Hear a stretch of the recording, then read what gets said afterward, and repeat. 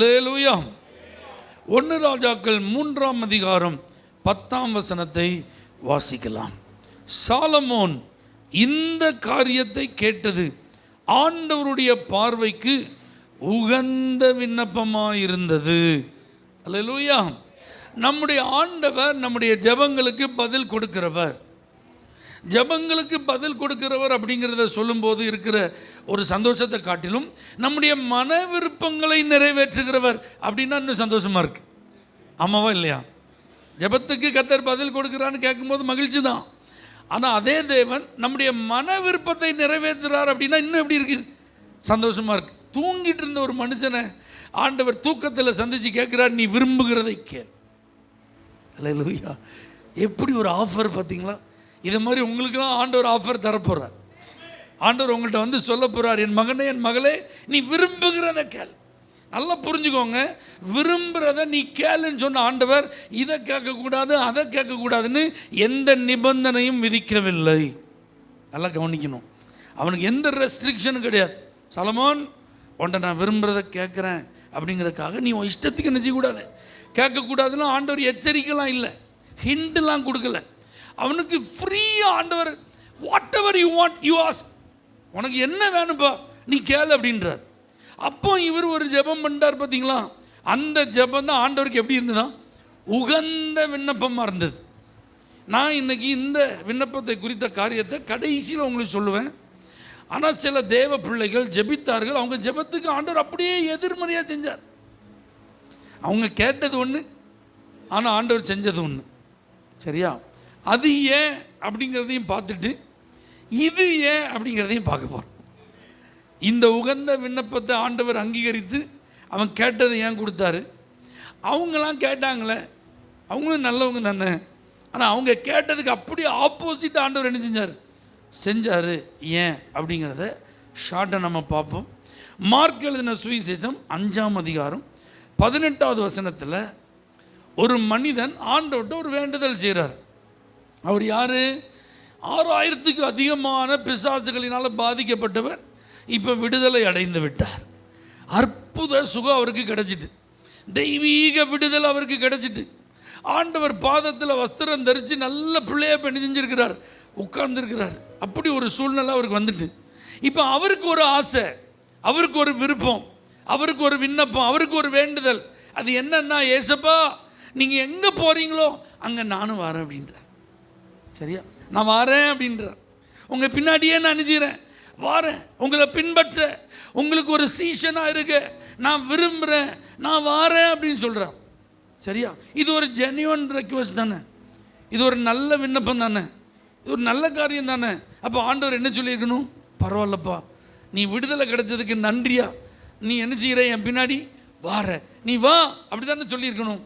ஆனால் அடுத்த வசனத்தில் ஆண்டவர் சொல்கிறாரு, நீ வர வேண்டான்ட்ட, நீ போ அப்படின்றார். அவன் நான் வாரேன்றான். ஆண்டவர் என்ன சொல்கிறாரு? நீ வர வேண்டாம், நீ போ அப்படின்றார்.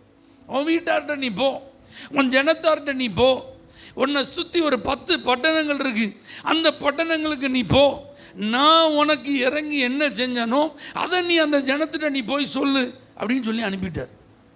ஆமே. இதில் ரொம்ப ஆச்சரியமான விஷயம் என்ன தெரியுமா? பிசாசு கேட்டதுக்கு ஓகே சொல்லிட்டார். பிசாசு ஜெபம் பண்ணுறான். என்ன ஜெபம் பண்ணுறான்? எங்களை வேதனைப்படுத்தவா வந்தீர்? அல்லேலூயா. ஆமாம், ஏய் பேசாமல் வெளியே போ அப்படின்றார். நாங்கள் அந்த பண்ணிக்குள்ளே போட்டோமா அப்படின்னு பிசாசு ரெக்வெஸ்ட் பண்ணு போன்ட்டார். பிசாசுக்கு ஓகே சொல்லிட்டார். அல்லேலூயா. ஆனால் இந்த மனுஷன் நல்லவன், இவன் இப்போ தான் புதுசாக ரசிக்கப்பட்டிருக்கான், புதுசாக விடுதலை அடைஞ்சிருக்கான், புதுசாக ஆண்டவருடைய அன்பை ருசிச்சிருக்கான், கர்த்தர் தந்த விடுதலையை பெற்ற ஒரு உற்சாகத்தில் உத்வேகத்தில் என்ன சொன்னாலும் செய்வான். அவன் ஆண்டவரை கூப்பிடாம நான் வாரேங்க, ஆண்டவர் சொல்ல நீ வராதுன்றார், நீ போ அப்படின்றார். அல்லேலூயா. அந்த ஊர் மக்கள்லாம் வந்து கேட்டுக்கிட்டாங்க, அதுக்கும் ஓகேன்றார். ஊர் மக்கள் என்ன வேண்டாங்க? எங்கள் ஊருக்குள்ளே நீர் வரக்கூடாது. ஏய், நான் தான் கடவுள், இந்த உலகத்தையே படைச்சது நான் தான், ஊருன்னு நான் உனக்கு தந்ததுனால தான் நீ ஊருக்குள்ளே என்ன செய்கிற இருக்க, என்னையவா வெளியே போக சொல்கிறேன்னு ஆண்டவர் அவங்கள்ட்ட எதிர்த்து என்ன செய்யல, நிற்கலை. ஆண்டவர் அவங்க சொன்னதுக்கு ஓகே சொல்ல, சரிப்பா நான் போகிறேன்ட்டார். எப்படி பாருங்கள், ஆண்டவர் பிசாசுக்கு ஓகே சொல்லியிருக்கிறாரு, ஊர் மக்களுக்கு ஓகே சொல்லியிருக்கிறாரு. ஆனால் ஒருத்தன் உண்மையாக பின்பற்றணுங்க, அவனுக்கு ஓகே சொல்லலை. ஆமீன் சொல்லுங்க. அல்லேலூயா. சில நேரத்தில் தேவனிடத்தில் இருந்து நாம் எதிர்பார்க்கிற பதில் என்ன செய்யறதில்ல, வர்றதில்லை. அதற்கு அப்படி எதிர்மாறாக என்ன செய்யுது, வருது. அப்படின்னா நீங்கள் ஒன்றும் பயந்துடாதீங்க. ஆண்டவர் உங்களை வெறுக்கிறார் நினச்சிடாதீங்க. உங்களை அவருக்கு பிடிக்கலை அப்படின்னு நினச்சிடாதீங்க. நீங்கள் அவர் உங்களுக்கு செஞ்ச நன்மைக்காக அவருக்கு ஏதாவது செய்யணும்னு நினைக்கிறீங்க. ஆனால் ஆண்டவர் அவருக்கு நீங்கள் எதுவும் செய்ய வேண்டாம். உங்கள் மூலமாக அவர் உங்களுக்கு செய்த அற்புதத்தை நீங்கள் அவருக்காக மற்றவர்களுக்கு நீங்கள் அறிவிக்க வேண்டும். அல்லேலூயா. அப்போ உங்களிடத்திலிருந்து அவர் எதையுமே அவர் எதிர்பார்க்கல.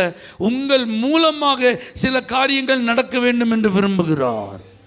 அதனால தான் நீங்கள் கேட்கும் சில காரியங்களுக்கு உங்களுக்கு அப்படி ஆப்போசிட்டாக நடக்குது. எத்தனை பேருக்கு நான் சொல்கிறது புரியுது?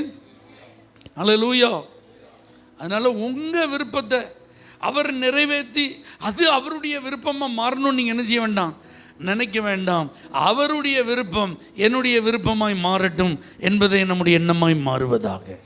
எத்தனை பேருக்கு அப்படி ஆசை இருக்குது? என் விருப்பம் அவருடைய விருப்பமாக இருக்கணும்னு அவசியம் இல்லை. ஆனால் அவருடைய விருப்பம் என்னுடைய விருப்பமாக இருக்க கர்த்தர் உதவி செய்வீராக.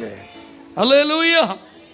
1 ராஜாக்கள் 19ஆம் அதிகாரம் 4வது வசனத்தில் வல்லமையான தீர்க்கதரிசி எலியா அவர் ஒரு ஜெபம் பண்றாரு, நான் சாக வேண்டும். அல்லேலூயா. அவர் விரும்பி கேட்கிறாரு, வருத்தத்தில் இருக்கிறாரு, சோர்ந்து போயிட்டாரு. நான் என் பிதாக்களை பார்க்கலும் நல்லவன் அல்ல அப்படின்னு ஒரு முடிவுக்கு வந்துட்டாரு.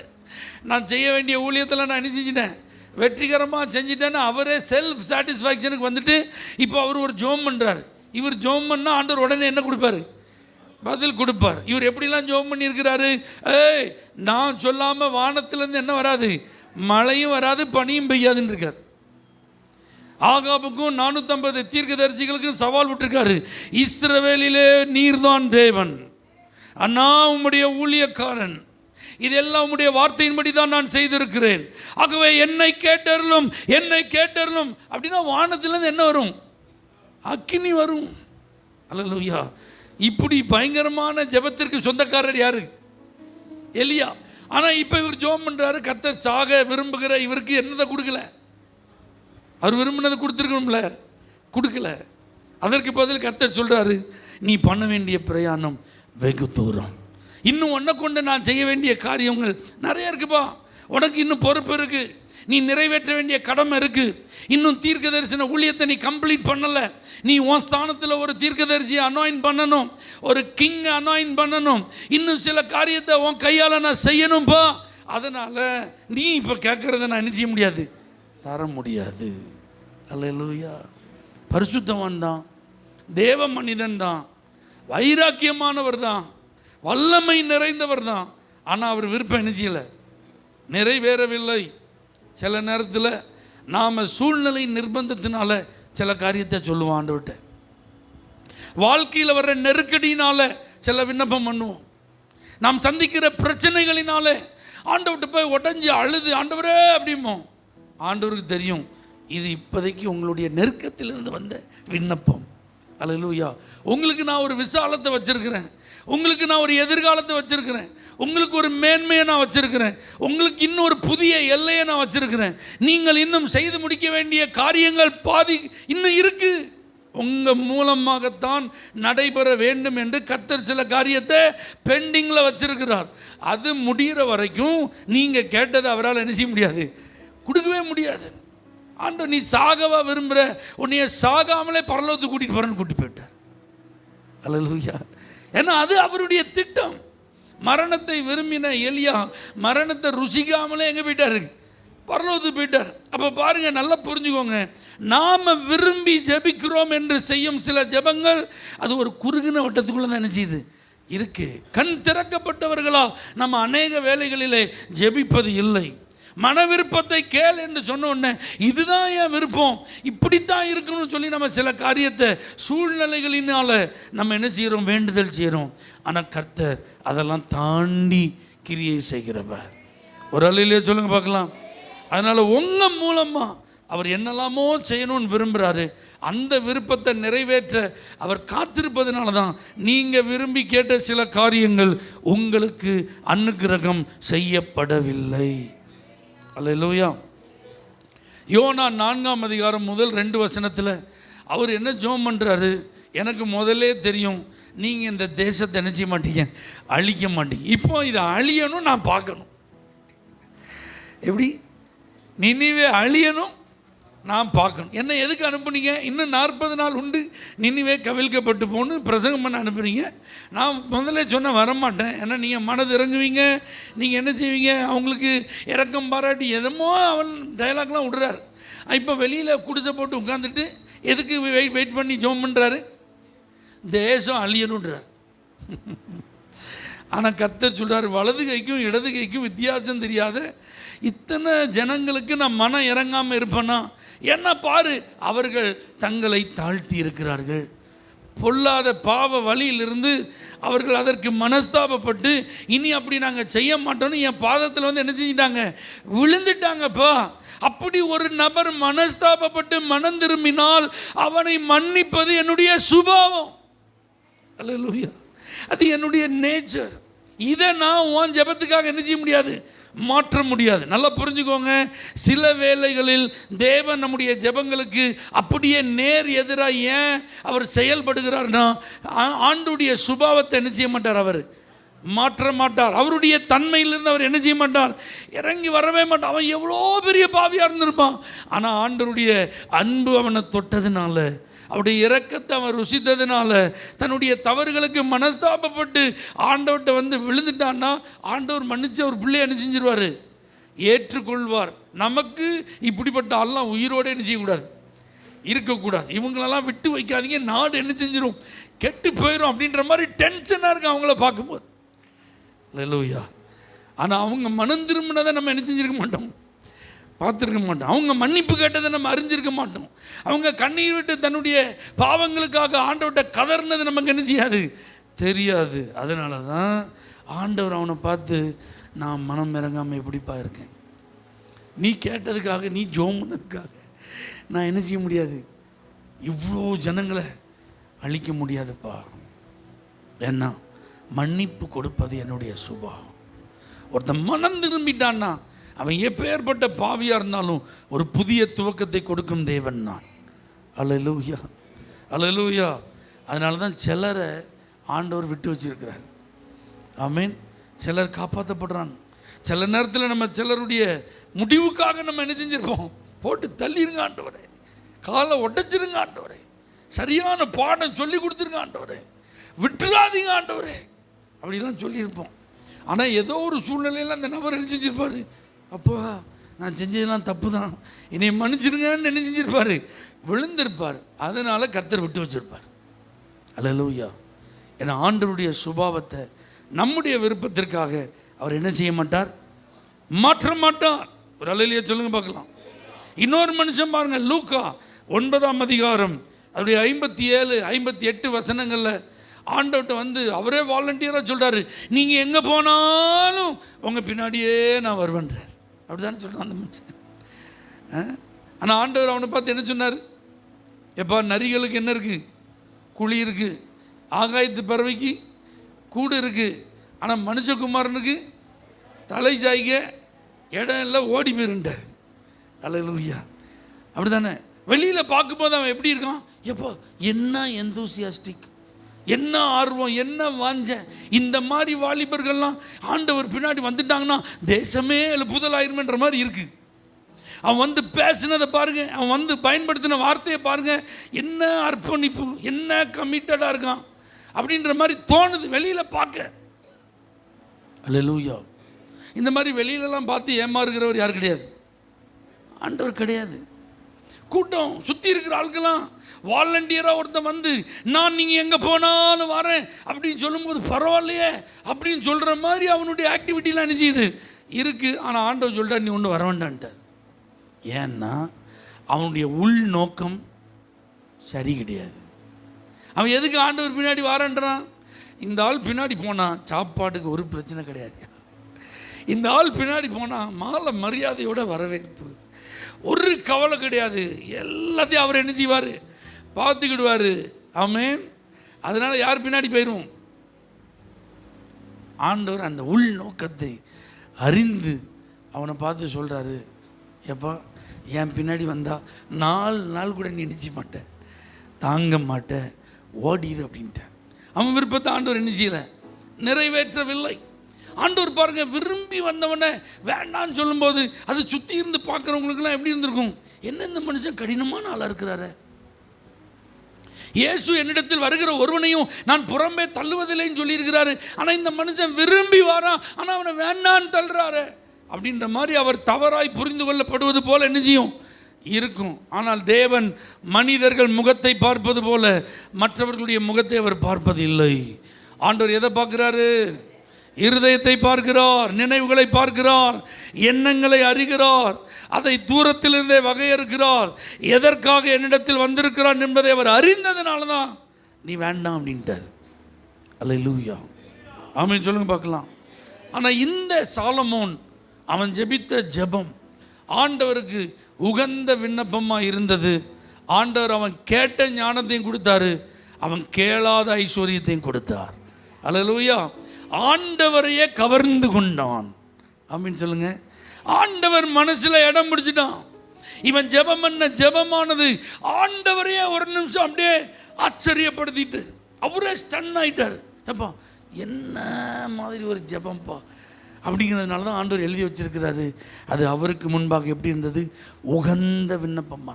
அப்போ நீங்களும் நானும் போய் ஜெபம் பண்ணால் ஆண்டவர் மனசில் இடம் பிடிக்கிற மாதிரி ஜெபம் பண்ணோம். கர்த்தரே நம்மளை பார்த்து அசந்தரணும். அல்லேலூயா, என் மகன் இப்படி ஒரு ஜெபம் பண்ணியிருக்கிறானே, என் மகன் இப்படி ஒரு ரெக்வெஸ்ட் எனக்கு வச்சிருக்கிறாங்களேன்னு சொல்லி நம்மளை பார்த்து ஆண்டவர் என்ன செய்யணும்? ஹாப்பியாகணும், ரொம்ப சந்தோஷப்படணும். ஆமென்.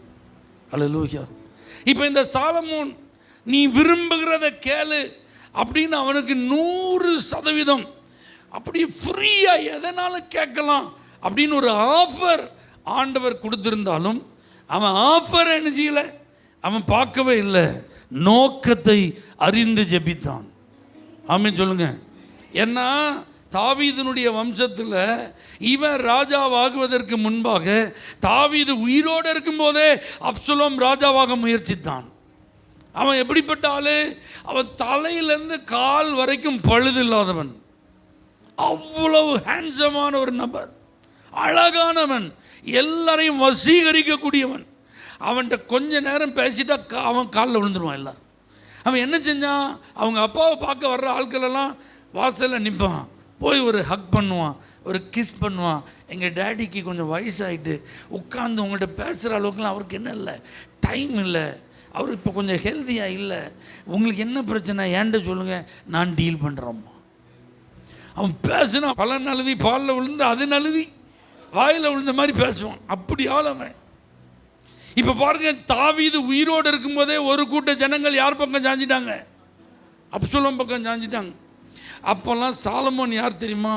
குழந்தை. அல்லேலூயா. ராஜ்யபாரத்தை தகப்பனிடத்திலிருந்து எடுக்க முழு அதிகாரத்தோடு அவன் செயல்பட்ட போது தாவீதுக்கு வலது கையாக இருந்த அந்த ஆலோசனைக்காரன் அகித்தோப்பேல் இப்போ யார் பக்கம் இருக்கான்? அப்சலோம் பக்கம் இருக்கான். தாவீது அவனுடைய உயிரை எடுப்பதற்கு அவன் பக்காவாக ஒரு ஸ்கெட்ச் போட்டு கொடுக்குறான். அதன்படி போனால் கண்டிப்பாக தாவீது செத்துருவான்.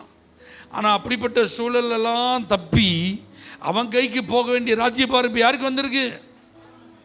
இப்போ இவர் வயசாயிட்டாரு. இப்போ என்ன நடக்குது, வெளி உலகத்தில் என்ன நடக்குதுன்னே தெரில, ராஜ்யபாரத்தில் யார் என்ன பண்ணுறாங்கன்னே தெரில. அப்போ அதோனியா ராஜாவாகிறதுக்கு ஒரு பட்டாபிஷேகம் என்ன செய்யுது, நடக்குது. இதெல்லாம் கேள்விப்பட்டு நாத்தான் தீர்க்கதரிசி பத்சேபால வர சொல்லி ராஜாட்ட இப்படி போய் பேச நானும் வரேன்னு சொல்லி இப்படிலாம் மெதுவாக பேசினதுக்கப்புறம் ஒரு இளைஞனாக இருந்த சாலமோனை ராஜாவாக அபிஷேகம் பண்ணி ஆர்டைன் பண்ணும்போது அவனுக்கு ஒரு விவரமும் தெரியாது. இப்போ இவனைத்தான் பார்த்து ஆண்டவர் கேட்குறாரு, நீ விரும்புகிறதை கேள். அல்லேலூயா.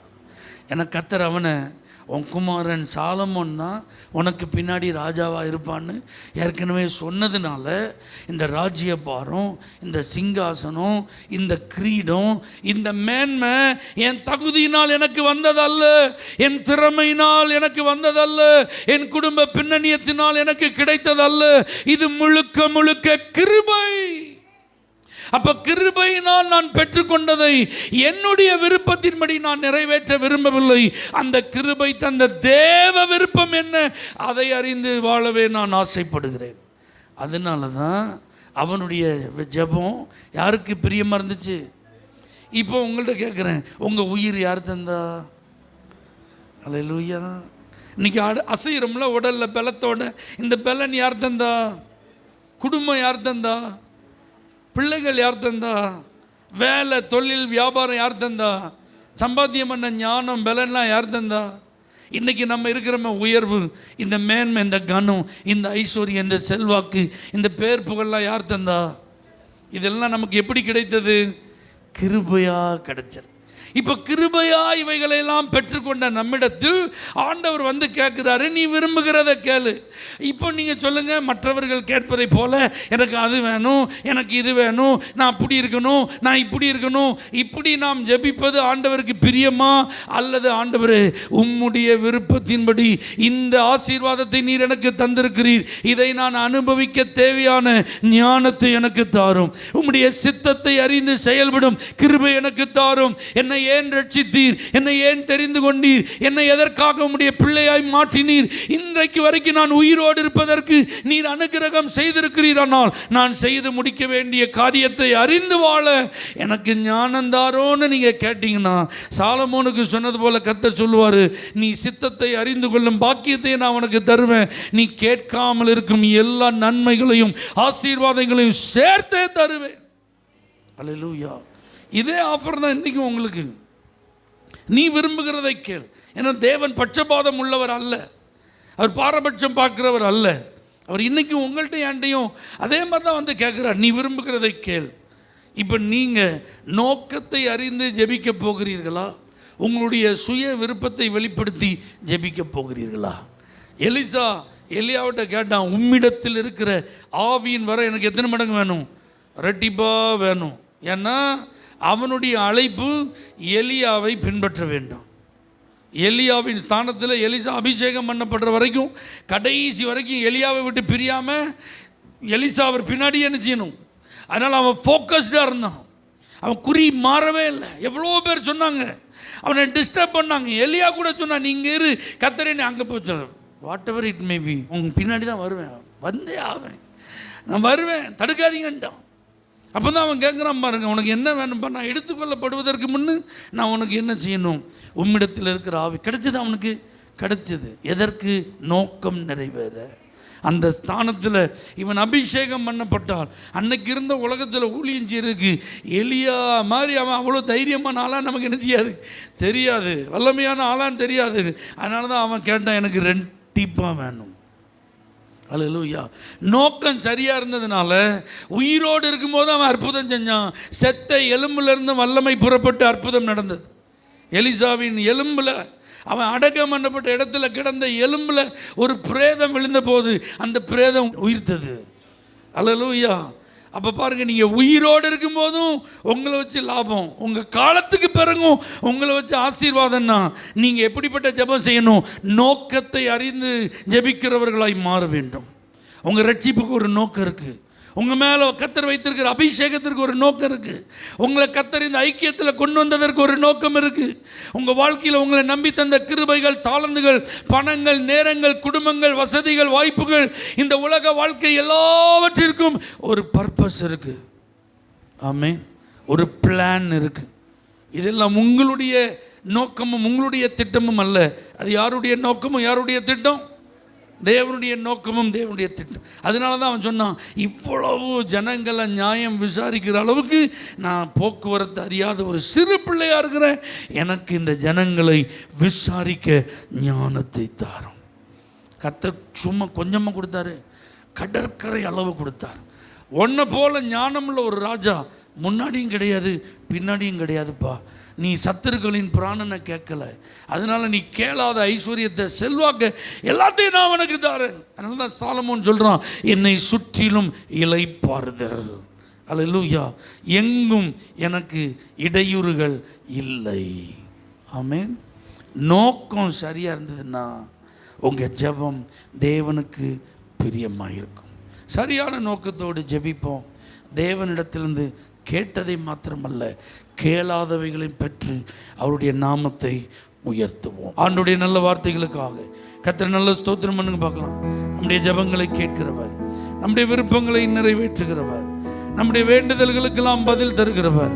கரங்களை உயர்த்தி ஆண்டவர்கிட்ட சொல்லுங்க, ஆண்டவரே நோக்கத்தை அறிந்து வாழ ஆண்டவரே எனக்கு இதுவரைக்கும் கிருபை தந்திருக்கீங்க, அதே போல நோக்கத்தை அறிந்து ஜெபிக்கவும் எனக்கு கிருபை தாங்க. விரும்புகிறத கேள் அப்படிங்கிறதுனால என் விருப்பத்தை நான் நிறைவேற்ற விரும்ப நான் ஜெபிக்காமல் என்னை குறித்த நோக்கம் நிறைவேற நான் ஜெபிக்க கர்த்தர் எனக்கு ஞானத்தை தாரும் ஆண்டவரே. என்னை குறித்த திட்டத்தை அறிந்து ஜெபிக்க ஆண்டவரே கிருபை தாரும் ஆண்டவரே. இன்னைக்கு நாங்கள் கேட்ட வசனத்தின்படி எங்களுடைய ஜெபம் உமக்கு முன்பாக உகந்த விண்ணப்பமாக இருப்பதாக. நாங்கள் வேண்டும் ஒவ்வொரு காரியங்களும் நீர் நாங்கள் கேட்டதற்கும் எதிராய் செய்கிறதற்கும் காரணமாய் மாறாதபடிக்கு நோக்கத்தை அறிந்து நாங்கள் ஜெபித்து நாங்கள் விரும்புகிறதையும் இன்னும் அதற்கு அதிகமாகவும் இடத்திலிருந்து பெற்று ஆசீர்வதிக்கப்பட கிருபை தருவீராக. பிள்ளைகள் ஒவ்வொருத்தரையும் தனித்தனியாக பெயர் பெயராக குடும்பம் குடும்பமாக ஆசீர்வதியும். இயேசுவின் நாமத்தில் பிதாவே, ஆமென். For prayer contact, Pastor J. Kumar, El Shaddai Ministries, 9500252586, Surandai.